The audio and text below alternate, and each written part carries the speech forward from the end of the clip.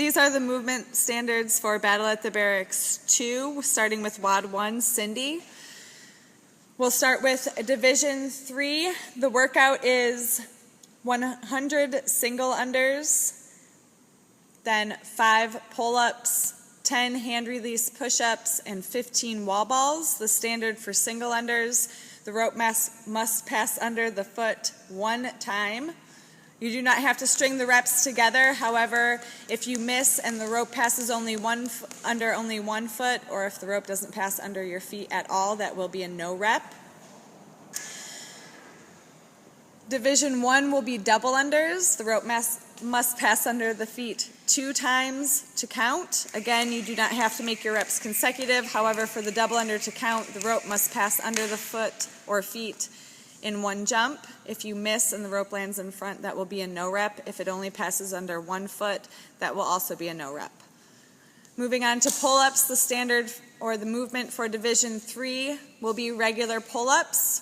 Athlete must start from a dead hang, elbows fully locked out. The chin must clearly pass over the pull-up bar. You may kip, you may butterfly kip, you may do dead hang, but we must see full lockout of the elbows and the chin clearing the bar at the top of the rep for it to count. Division 1 will be chest to bar pull-ups. Again, the athlete must start with elbows fully locked out.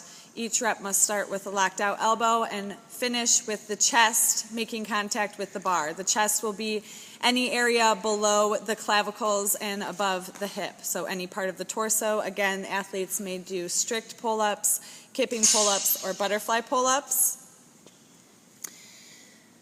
The second movement in the triplet will be push-ups. Division 3, 2, and 3 will be standard hand release push-ups in which the athlete will begin in a plank with elbows fully locked out. In a plank position, they will drop down, touch their chest, release their hands, and push back up to a locked out elbow. Chest must touch the floor in the bottom, hands must come up, and they must achieve a full plank in the top with locked out elbows. Feet may not leave the ground at any point during the rep for the rep to count. If the athlete lifts up the feet in the bottom or touches the knees, the rep will not count. Your knees must remain off the floor for the rep to count. Division 1 will be decline push-ups using a 45-pound plate. Again, the feet must stay in contact with the plate the whole time. Knees, legs may not touch the floor, only chest touches the floor. Hands are released at the bottom, full lockout of the elbow at the top for the rep to count. The athlete must end the rep in a nice plank position. The third movement will be wall balls. This is going to be the same standard across the 3 divisions.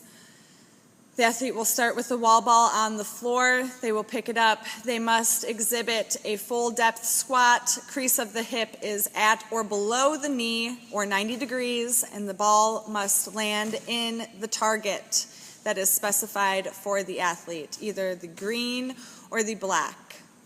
The ball must also make contact with the target.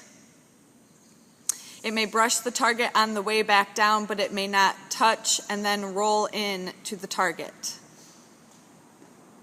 That's it.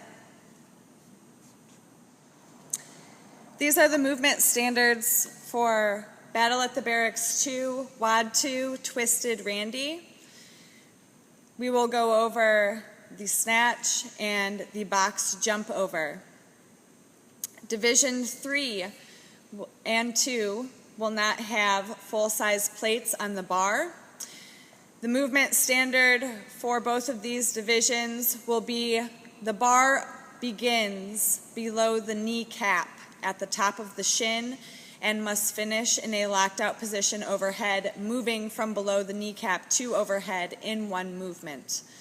You may slightly press out the bar. However, if the bar shows any downward travel once it begins moving up from below the kneecap, the rep will not count. You must be fully locked out in your landing position, knee, hip, shoulder, and elbow open at the top, and your head must be through the bar or biceps in line with your ears. We'll now demonstrate reps with plates. Division 1 will have plates on the bar. The rep will originate from the floor. Plates must touch the floor at the beginning of each rep. The standard will remain the same in terms of lockout, knee, hip, shoulder, and elbow. The head must be in front of the arms or biceps in line with the ears for the rep to count. Again, once the bar begins to travel upward, there may be no downward travel. However, we do allow a press out at the top.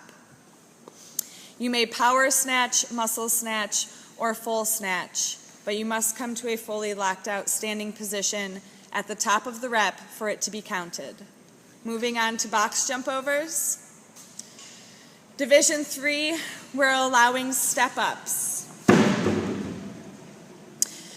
Your feet can start on the floor. You may step up 1 foot at a time. However, on top of the box, both feet must touch the top of the box. You may not skim 1 foot past the top of the box. Both feet must make full contact with the top of the box for the reps to count. You cannot step over the box with 1 foot.